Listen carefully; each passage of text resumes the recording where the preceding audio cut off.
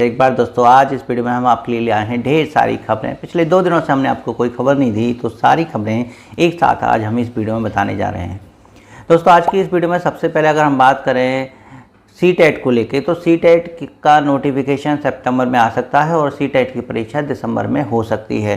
यानी सी-टेट का अगर नोटिफिकेशन सितंबर के मंथ में आ जाता है तो ये निश्चित है कि दिसंबर में सी-टेट की परीक्षा होगी, लेकिन इस बार सी-टेट की परीक्षा ऑनलाइन मोड पर होगी।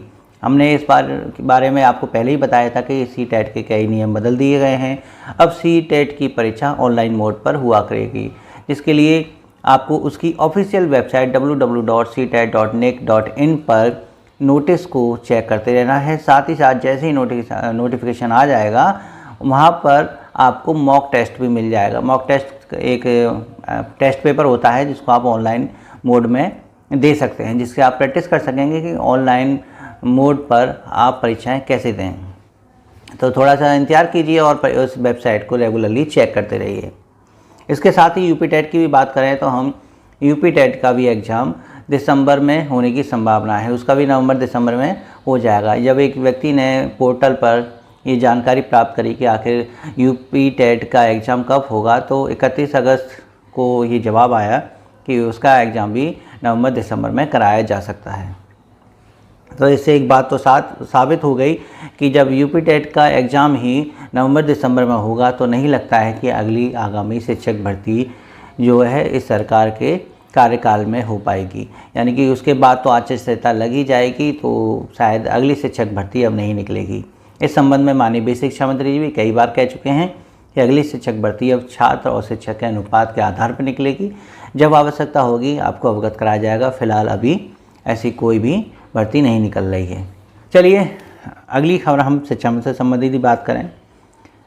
शिक्षा मित्र से संबंधित में पिछली अगर 2 दिनों की बात करें तो एक खबर आई थी हृदय जी के द्वारा दी गई थी कि संत श्री राजूदास महाराज जी से फ़ोन पर वार्ता की उन्होंने बताया कि महाराज जी दिल्ली गए हैं शिक्षा मित्रों से संबंधित वार्ता करने के लिए ही।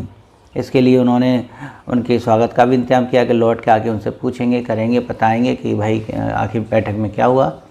तो अभी उसकी अपडेट नहीं मिल पाई है। फिलहाल ये था कि राजूदास महाराज जी लगातार शिक्षा मित्रों के सफलता के लिए लगे हुए हैं, प्रयास कर रहे हैं, और जिसके संबंध में वो दिल्ली भी गए थे। इसके अतिरिक्त शिक्षा मित्र से संबंधित एक ऑडियो जारी हुआ था जिसमें एक बहन थी संत श्री राजूदास महाराज की समिति की तरफ से, जो उत्थान समिति है शिक्षा मित्र की, उसमें कोई बहन है जिन्होंने ये ऑडियो जारी किया था। और उस ऑडियो में उन्होंने ये कहा था कि महाराज जी सितंबर में यज्ञ करा देंगे। सितंबर नहीं तो उससे आगे अक्टूबर के पहले वीक में आसपास ही वहाँ पर जो है यज्ञ हो जाएगा। तो यहाँ बात आती है कि क्या शिक्षा मित्रों को 5 सितंबर के बाद अक्टूबर तक इंतजार करना होगा, क्योंकि फ़िलहाल जो डेडलाइन चल रही है वो 5 सितंबर चल रही है। 5 सितंबर तक शिक्षा मित्रों के लिए सरकार के द्वारा कोई घोषणा होती है या नहीं होती है, इसी बात का इंतजार शिक्षा मित्र कर रहे हैं। आपको ये भी बता दें कि 5 सितंबर को त्रिभुवन सिंह जी के द्वारा ट्विटर पर भी एक अभियान चलाया जाएगा, जिसमें फिर से शिक्षा मित्र से सरकार को उनका वादा याद दिलाएंगे और जल्द से जल्द इस पर निस्तारण करने के लिए आग्रह करेंगे। यहाँ तक कि उम्मीद तो ये भी करते हैं कि शिक्षक दिवस वाले दिन से शायद माननीय मुख्यमंत्री जी मंच से शिक्षा मित्रों की मानदेय बढ़ोतरी की भी घोषणा कर दें। तमाम उम्मीद है 5 सितंबर से, लेकिन उस ऑडियो में जो थी वो अंतिम ये थी कि यज्ञ ही आपका अंतिम विकल्प होगा और यज्ञ पर ही आपकी सारी समस्याओं का समाधान होगा। यज्ञ आपका सितंबर के लास्ट में या अक्टूबर के फर्स्ट वीक में कराया जा सकता है। यज्ञ की सारी तैयारियां चल रही हैं। तो शिक्षा मित्र अब यज्ञ की डेट को भी जानने के लिए व्याकुल है, लेकिन उसको अभी तक कोई डेट नहीं मिल पा रही है, जिसको लेके तमाम तरह के शिक्षा मित्र नकारात्मक पोस्ट भी कर रहे हैं, नकारात्मक संदेश भी दे रहे हैं। लेकिन उन बहन का यही आदेश था कि ऐसे नकारात्मक पोस्ट कोई ना करे जो संत श्री राजूदास महाराज जी के खिलाफ हो। खैर, उनका प्रयास अच्छा था, लेकिन हमारी बस इतनी शिकायत रहेगी उन बहन से कि वो जो भी ऑडियो जारी करें वो स्वयं ही अपने विचारों के करें, क्योंकि वो पहला एक ऐसी ऑडियो हमें लगा कि वो जो ऑडियो था वो एक लेख को पढ़ रही थी। यानी जब वो ऑडियो बोल रही थी तो वो जाहिर सी बात है, मैं स्पष्ट दिख रहा था कि वो लिखा हुआ एक नोट था जिसको पढ़ रही थी। बाकी जितने ऑडियो प्रसारित होते हैं, जितनी ऑडियो की एक श्रृंखला है, उसमें कोई भी जो ऑडियो है वो लिखी हुई नहीं होती है। जितेंद्र साई अपने मन से बोलते हैं, सत्यम द्विवेदी अपने मन से बोलते हैं, और भी जो भी ऑडियो जारी होते हैं सब अपने मन से बोलते हैं। लेकिन उन बहन का जो ऑडियो था वो साफ तौर पर दिखाई दे रहा था कि उनको नोट लिख के दिया गया था और वो उसको पढ़ रही थी। जब अब 5 सितंबर डेडलाइन है शिक्षा मित्र की, तो 5 सितंबर के बाद शिक्षा मित्र क्या करेंगे? अब यहाँ भी 2 स्थितियों में शिक्षा मित्र बढ़ जाएगा।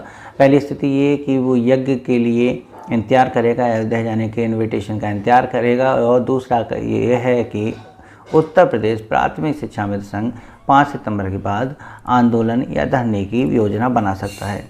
इधर उत्तर प्रदेश के प्राथमिक शिक्षक संघ के प्रदेश अध्यक्ष शिव कुमार शुक्ला जी ने ये कहा है कि शिक्षा मित्रों ने 4 साल बहुत इंतजार कर लिया। पिछले कई महीनों से काली पट्टी बांधकर उत्तर प्रदेश प्राथमिक शिक्षा मित्र संघ के शिक्षा मित्र सरकार का शांतिपूर्वक विरोध कर रहे हैं और सरकार को बता रहे हैं कि शिक्षा मित्र अभी खुश नहीं है। इसको लेके माननीय मुख्यमंत्री जी के द्वारा मानदेय वृद्धि की घोषणा तो की गई, अच्छी बात है, शिक्षा मित्र उसको स्वीकार भी करता है, लेकिन शिक्षा मित्र अपना स्थायी समाधान भी चाहता है, जिसके लिए 5 सितंबर के बाद ये रणनीति बनाई जाएगी कि कब धरना या आंदोलन किया जाए। तो शिक्षा मित्र यहाँ 2 हिस्सों में बटेगा कि एक शांतिपूर्वक यज्ञ में जाएगा, दूसरा कि एक धरने में शामिल होगा। दोनों ही स्थितियाँ अपोजिट हैं। और अंत में बेसिक शिक्षा से जुड़ी खबर। दोस्तों, स्कूल 1 सितंबर से खुल गए हैं और 1 सितंबर से स्कूल खोलने के साथ साथ माननीय बेसिक शिक्षा मंत्री ने अपने एक वीडियो में फिर से सभी निर्देश दिए कि आपको विद्यालय में क्या क्या सावधानियां रखनी है, क्योंकि निरीक्षण अब होने जा रहा है और निरीक्षण के दौरान अगर इनमें कोई खामियां पाई जाती है तो उसका भुगतान शिक्षा मित्र, शिक्षक और प्रधानाध्यापक सभी को करना पड़ सकता है। कोरोना की गाइडलाइन के अनुसार छोटे बच्चे जब विद्यालय आएंगे तो सभी के चेहरे पर मास्क होना चाहिए। मानते हैं कि पहली क्लास और दूसरी क्लास के बच्चों को मास्क पहनने में परेशानी होगी, लेकिन प्राथमिक विद्यालय के शिक्षक इतने निपुण हैं, उनको प्रशिक्षण दिया गया है कि वो छोटे बच्चों को हैंडल कर सकते हैं और उनको मास्क पहनाने के लिए राजी कर सकते हैं। उनको बच्चों को जो है दूरी बनाते हुए बैठाना है, 6-6 फुट की दूरी पर बताया है, लेकिन जैसी भी आप व्यवस्था करें, लेकिन बच्चों को थोड़ा दूर दूर बैठाना है। साथ ही विद्यालय के हैंड वॉश की पूरी व्यवस्था हो, सैनिटाइजर हो, शिक्षक भी मास्क लगा के विद्यालय में रहेंगे। साथ ही साथ विद्यालय में शिक्षकों की उपस्थिति से पहले उनका कोविड वैक्सीनेशन होना बहुत ज़्यादा ज़रूरी है। यदि किसी अध्यापक का कोविड वैक्सीनेशन नहीं हुआ है या किसी भी स्टाफ का, जहाँ तक कि रसोइया और शिक्षा मित्र का भी, तो भी आपके लिए समस्या इकट्ठी हो सकती है। इसलिए हो सके तो अपना एक सर्टिफिकेट विद्यालय में रखिए कि आपका कोविड वैक्सीनेशन हो चुका है, ताकि अगर कोई टीम आती है तो आप उनको दिखा सकें। साथ के साथ उन्होंने ये भी कहा कि विद्यालय में स्टाफ के लिए और बच्चों के लिए भी मास्क जो हैं रिजर्व में रखे जाएं। यदि किसी बच्चे का मास्क कहीं गिर जाता है, फट जाता है, टूट जाता है, तो अध्यापक उनको तुरंत मास्क दे दे। अब बशर्ते बच्चों के लिए छोटे मास्क होते हैं, शिक्षकों के लिए बड़े होते हैं, तो इसकी व्यवस्था भी हेड मास्टर्स को करनी है कि बच्चे कोई भी बिना मास्क के ना रहें। मुख्य रूप से एमडीएम को लेके है। एमडीएम बनाने वाली रसोइयाँ भी मास्क लगा कर रहें हैं, हाथ साफ़ करके रहें और खाना स्वच्छ बने। तो दोस्तों, बस ये थी आज की खबरें। और हमें लगता है कि अगर आपको इनमें से कोई भी खबर अच्छी लगी है तो आप लाइक का बटन जरूर दबाएंगे और वीडियो को शेयर जरूर करेंगे। साथ ही शिक्षा से जुड़ी रेगुलर अपडेट पाने के लिए आप हमारे चैनल को सब्सक्राइब जरूर करेंगे। तो आज इस वीडियो में इतना ही। हम आपसे फिर मिलेंगे नेक्स्ट वीडियो में। Bye bye, take care.